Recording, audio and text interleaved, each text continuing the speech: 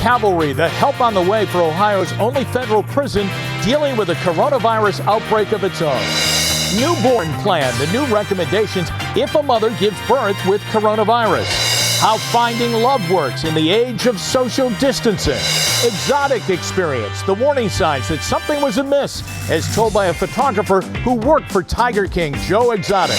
And the streaming service that faces an uphill battle to change the game. From the WKYC studios, this is Front Row.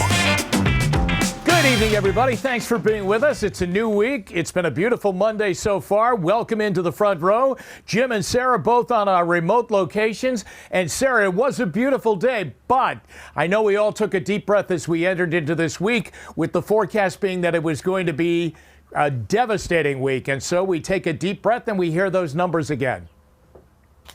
Yeah, certainly the weather is hopeful, but the numbers and what we've been hearing out of Washington and sometimes out of Columbus, not so hopeful at this point.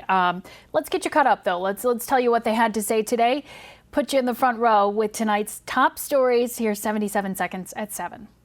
Governor Mike DeWine is sending the Ohio National Guard to help at Elkton Prison in Columbiana County. The state's only federal prison has had 7 inmates test positive for coronavirus, several more showing symptoms, and 3 inmates have died. The state guardsmen and women will help staff the hospital for a week or so until more federal help arrives. There are now nearly 4,500 cases across Ohio, and 142 people have died. In fact, as America's top doctor said, this could be the hardest, saddest week of American lives, as the Surgeon General forewarns of a wave of virus deaths. There have now been more than 10,000 deaths nationwide. In the UK, Prime Minister Boris Johnson has been moved to intensive care after his COVID-19 symptoms worsened. He's been hospitalized since Sunday. While still in charge of the government, Foreign Secretary Dominic Raab will deputize for him. Back home, help as more first responders are testing positive for coronavirus. High Rock Pest Control and Sanitizing deep cleaned the Cleveland Heights police station for free today after an officer's case was confirmed. And how's this for draft day? Commissioner Roger Goodell announced today the NFL draft will be entirely virtual, with GMs and head coaches drafting from their homes later this month. Of course, Jimmy, that's not entirely surprising. We knew the whole Vegas show was not going to go on as planned, and offices and club facilities have been closed since last month. But I think you said that Coach Stefanski is in Minnesota still. So I'm wondering, is he actually going to be operating the draft from home there? I think he believes he will be. Yeah, he was just getting ready to move his family to Cleveland, so he went back to Minnesota to get them all organized to come here. And then the stay-at-home order hit, and then the NFL closed the facilities, as you just mentioned. So imagine, Sarah, he has not met his entire team yet. Today would have been day one when he would have met the Browns. This would have been the opening of their off-season program, and he would have been able to address his team in complete form in front of them, in front of a meeting room in Berea. But that hasn't happened yet. But yes, he expects right now that he will be home during the draft. This will be an incredible, unique NFL draft. And of course, they're trying to also organize a telethon to go along right now, too, to help raise funds for coronavirus relief funds. So that's good work there. All right, we continue now. We see all kinds of claims online spurred on by the coronavirus epidemic, but not all of them are medical. Imagine some of them are political, too. I bet you imagine that. Like this one. Did the Trump administration ship 18 tons of personal protective equipment to China before U.S. cases started to rise? We call on our Verify team. We go right to the main source. Here's Jason Puckett. It's a claim we're seeing all over social media that President Trump sent about 18 tons of medical supplies to China. It was even repeated by Democratic Representative Maxine Waters of California. So let's break down the claim. Did the U.S. send about 18 tons of medical equipment to China? Our main source here is the U.S. Department of State. On February 7th, the State Department announced they were transporting about 17.8 tons of medical supplies to the Chinese people. Tweets from Secretary of State Mike Pompeo show the materials being loaded to be sent to China. So yes, per the United States Department of State, the claim that the U.S. sent about 18 tons of medical supplies to China is verified. Now, it's important to note, not all 18 tons were PPE. Those same State Department releases show that they also included masks, gowns, gauze, respirators, and, quote, other vital materials. And the releases indicate that those supplies came from private donations, not from the U.S. stockpile. Folks, if you're seeing other claims like this one out there, make sure you send us an email. With your Verify, I'm Jason Puckett. Well, also tonight, the American Academy of Pediatrics is now making some recommendations about babies born to moms who have tested positive for coronavirus. The Academy is recommending temporary separation of mom and baby to minimize risk. Experts say those newborns should stay in an area separated from unaffected babies. And if a mother requests the baby stay in the same room, they should be at least 6 feet apart. And that distance should be maintained until she has gone 72 hours without a fever. All right, by now it's been drilled into our heads, and those of us who work at Channel 3, the drill sergeant is Sergeant Monica Robbins, who has told us that we should be washing our hands with soap for at least 20 seconds, and that's why we love her. But what is the reasoning behind that? Here's the answer from reporter Chris Vanderveen. Good old soap.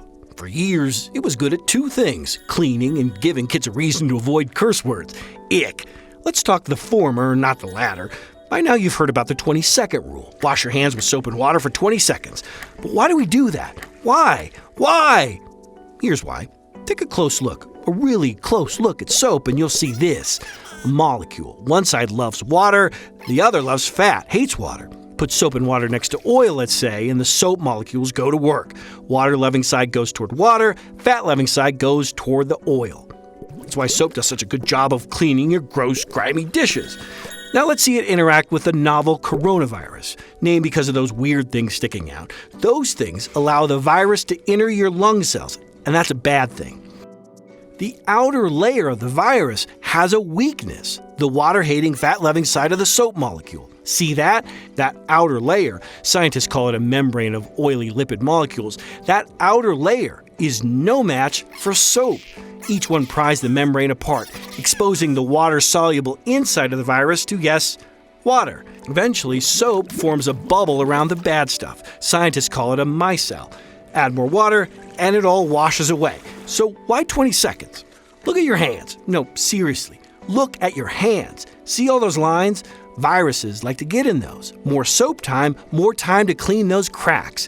Hand sanitizer, yeah, it works too, thanks in no small part to alcohol, which, through a sciencey term known as denaturing, works to destroy the virus. Key is to have at least 60% alcohol. So yeah, that vodka in your cabinet probably won't work. Save that for something else. Like, say, celebrating the real cool thing about soap. So get going and start counting. 1, 2, 3, 20 seconds. Should do the trick. Yay, soap! Good to know how it works. Well, in this period of social distancing, a lot of people are still trying to put themselves out there looking for love. And like with most things these days, it is a little bit different than what people are used to. Tom Dempsey from our sister station in Washington, D.C. shows us how love is finding a way. With people being told to social distance and stay inside, meeting someone can be tough during the spread of coronavirus, unless you ask dating coach Michelle Jacoby. I've set up 5 video dates in the last week. I've had clients as old as 75. The longtime owner of DC Matchmaking running virtual dating boot camps, as current times bring plenty of concerns and stress, but also a chance to meet someone. Sites like The League offering services like The League Live, featuring 3-minute live video chats with people looking to mingle. Jacoby says the online dating presents special opportunities. You don't have to get dressed up. You don't have to deal with parking and driving. You don't have to worry about who pays for dinner. You don't have to be nervous about the kiss, right? But with more virtual dates and online searching comes a need to be on top of your profile. When you're dating online, you have to have the right pictures. Men, keep your shirts on. Don't take a picture, a selfie in your bathroom. Put the toilet seat down. The advice even stretching to what the camera sees on those virtual dates. You don't want to show up in your pajamas. That has happened to someone I know. You want to make sure that your bathroom door is closed, your apartment looks nice. Tips on how to possibly find love during a time all of us could use some connection. Love is not canceled, and where there's a will, there's a way. Some people are even meeting up for socially distanced walks or even socially distanced picnics. It's hard to imagine how exactly that works, but hopefully if you forge a good connection during this time, there's something to build off of once we get out of it. Well, next for us tonight, why the latest streaming service out today could be in for an uphill battle that was nearly impossible to plan for. And later, through the eye of a lens, what one photographer saw when she worked for Joe Exotic before Netflix crowned him the Tiger King. And Jason Frazier in for Matt tonight. Hi, Jason.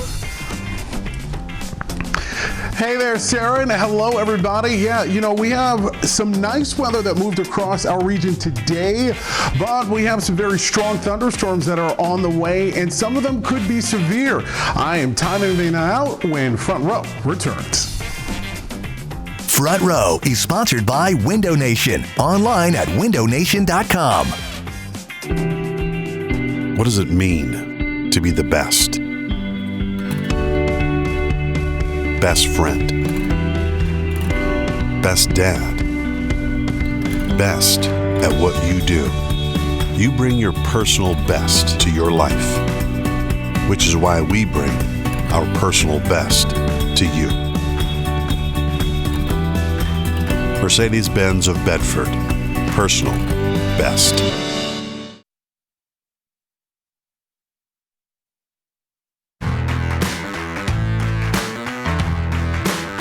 Welcome back to Front Row, everybody, on the beginning of a new week on this Monday night. Electric car maker Tesla is putting its engineering might to good use in helping in the fight against coronavirus. Here it is. Company engineers posted a YouTube video yesterday showing their progress developing their own ventilators. They're doing it using almost entirely existing Tesla car parts. The engineers believe that using existing components is going to help them speed up the development because they're more familiar with how the parts work. And Google Maps just got an update to highlight local restaurants with delivery and takeout options. You just tap a button on the main screen to see what's available. It's obviously aimed at helping boost places still open during the stay-at-home order. Well, no surprise here, but video game sales are soaring right now. Nintendo's new Animal Crossing game is among the sales leaders. Analysts say that people observing stay-at-home orders is definitely a factor in the sales spike. And it is the startup streaming service that LeBron's I Promise School documentary that we've told you about will be carried on. It's called Quibi, and it's all about short-form videos meant to be watched on small screens, like, say, your cell phone when you're out and about. Except that right now, nobody's out and about, right? So, what now? Well, NBC's Liz McLaughlin takes a look. This is Chrissy's Court. Chrissy Teigen laying down the law. Chance the Rapper playing pranks, and Liam Hemsworth dodging death. Just some of the star-studded shows launching today on the streaming service Quibi, short for Quick Bites, featuring content under 10 minutes, designed for viewing only on your phone. Full screen, no matter how you're holding the phone. Quibi has more than 50 original shows at launch, with new episodes added daily. So what is the end game for coronavirus? Everything from news briefs Hold to me! to high-production dramas. Already just this morning, we can see from early users, people are flocking to this amazing adventure story called Survive. Quibi's mobile concept, designed for on-the-go viewing, comes at a time when millions of Americans are immobilized by the coronavirus. We decided just to give it away free to absolutely everybody for 3 months. After that, Quibi will be about $5 a month or $8 for the ad-free version. It doesn't have as much content as a lot of other subscription streaming services do, and it's asking for a relatively high price point. But mobile video viewing is on the rise. Are you ready? And Quibi hopes the celebrity buzz and free trial will be enough to get viewers hooked. I think if people see it, they'll like it. That's our bet. One that's being placed in an uncertain economy. Liz McLaughlin, NBC News. Well, I know around here people will definitely be looking for the I Promise documentary. Jason Frazier in for Matt tonight, also working from home. The weather certainly made Monday a little easier, Jason. Well, you know what? All I can say is, Sarah, you know what? You're welcome. This is what happens when I fill in for Matt. So, haha to Matt, who is probably sitting at home sipping some tea. And let's take a live look right now at the radar. And you can see that pretty much we have nothing going on across the region right now. But for many of you, though, it is going to be coming to an end very shortly. And the reason why is because we do have a weather system that is going to be approaching from the Midwest. And that is going to be where our next weather maker is going to be coming from. Right there, you see right over Chicago. And one of the biggest concerns I have with this system that's going to be moving across the region is going to be the potential for some very strong to severe thunderstorms. As a matter of fact, the Storm Prediction Center did put out an alert, and it is about tomorrow night, and that is when we could see some hail along with some high winds as well as heavy rain showers with the system.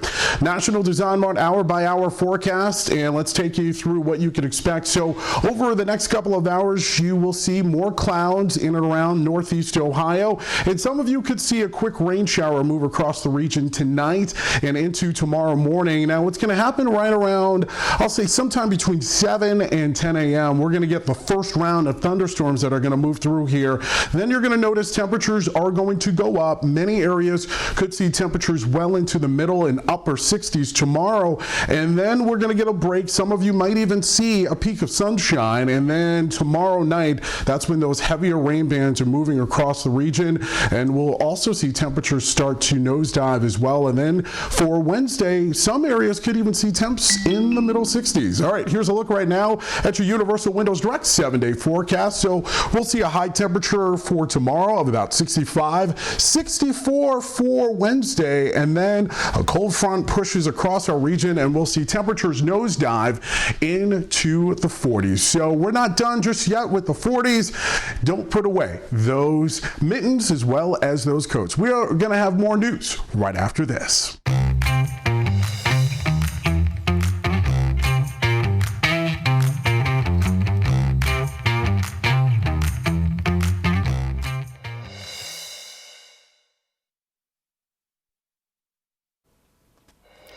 The Office and Jack Ryan star John Krasinski is back with the second episode of his YouTube show called Some Good News. And this week, it came with a surprise.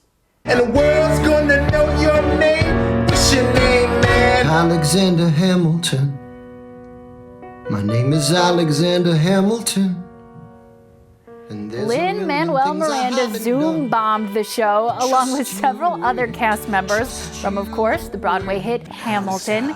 And they all came together to brighten the day of a little girl who was disappointed that the show was canceled near her, the traveling show, because of the coronavirus outbreak. Boy, that was cool. That's very cool. How about this? The Netflix series Tiger King is on the lips of everybody, it seems, as folks try to find things in common to talk about while everybody is cooped up. But one photographer says an unsuspecting job assignment gave her a first-hand look at the world of Joe Exotic long before Netflix cameras started rolling. So here's reporter Sean Giggy. As a nature photographer, Joni White has traveled to every continent taking pictures of wildlife. But none have a story as wild as these. It was the most beautiful creatures that I've ever encountered in the weirdest environment that I've ever encountered. It happened a few years ago when Joni responded to an ad on Craigslist that said, seeking a wildlife photographer with video experience. My curiosity was piqued at that point. At the time, she, like most people, knew nothing about the place. But boy, does she now. This is my way of living, and nobody's going to tell me any otherwise. The GW Zoo in Wynnewood, Oklahoma, is the subject of one of the most watched shows on Netflix, Tiger King. My name's Joe Exotic, and this is Sarge. It centers on the park's former owner, Joe Exotic, who for years had been accused of abusing and neglecting his animals. And when Joni showed up to take pictures back in 2016, she knew something wasn't right. I just immediately got the feeling of, am I supposed to be here? Am I supposed to be photographing these animals? But she didn't know the extent of what was going on here until Tiger King debuted on Netflix. A zookeeper went to prison for murder for hire. Convicted on charges of animal abuse and murder for hire, Joe Exotic is currently serving 22 years in a Fort Worth federal prison. Joni says, unfortunately, there are likely many other stories just like this. But she's hopeful her pictures can bring awareness to animals that are abused and exploited for profit. The animals don't have a voice. I don't think a human should be a king of any animal. In Cedar Hill, I'm Sean Giggy. And when we come back, the inspiring sight of donation dollars in action, good action too, courtesy of a Cleveland Browns star. And here's our final time up. Here's what's coming up tonight on 3. Trust the experts at Stanek Windows. We make the process easy. No hassles, no middlemen. Just beautifully crafted quality windows built to last. Call us today.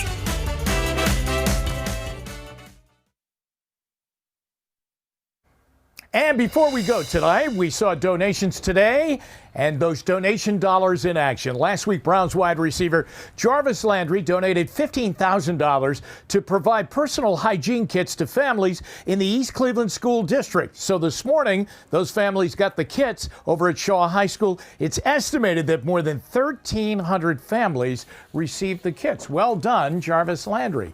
Entertainment tonight is coming up next. Sarah, I have to tell you before we skip out of here, so many people are asking, how do I get a dog like Basil? And they're coming to me and I said, you just don't get a job. You don't get a dog like Basil. That's a special dog. So hard to find. She's a very special girl, and she loved all of her shout-outs on Friday. So thanks for letting her be a part. We will be back at 11 with Russ and Betsy after an all-new Manifest. We'll see you then. Have a great night.